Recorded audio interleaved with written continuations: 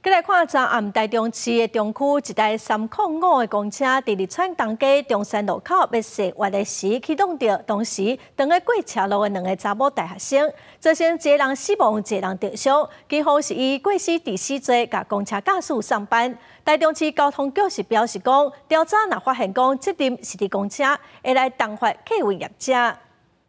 好，这边就好，这边就好。人互公车底掉咧，警消赶紧用假死共救出来，不过人已经无喘气、无心跳，紧急送医，还是救袂回来。另外一个查某人意识清楚，手甲脚拢挫伤。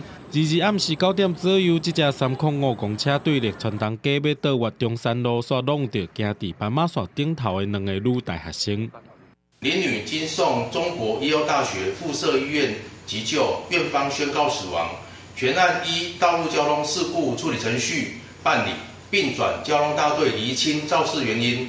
警方初步判断，公车甲过路人拢是青灯，双方拢无弄红灯。不过公车无停让过路人，才会造成事故。客运业者表示，这个细细的驾驶服务15年，唔捌出过车祸。应该说，我们先停等的部分没有落实啊，那可能就。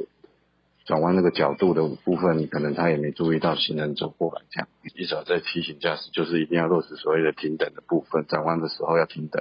将对客运业者进行重罚，并市府会协助死者进行后续的赔偿事宜。台中市交通局有要求，公车驶过路口的时，爱停让，嘛要用手比出来确认过，才会当继续驶。不过实际去意外现场，要是有公车要越的时，无驶较慢，嘛无停让。2个女学生读的东海大学升录的协助学生。 做我们校内的一些紧急纾困或者这个咨商的一个部分，包含当天跟他在一起的另外一个同学，我们现在的一个教官也在跟他准备跟他做一个接触。东海大学谴责这个意外，除了希望会当理清原因，校方也协助过身的适龄学生申请应有毕业证书。记者综合报道。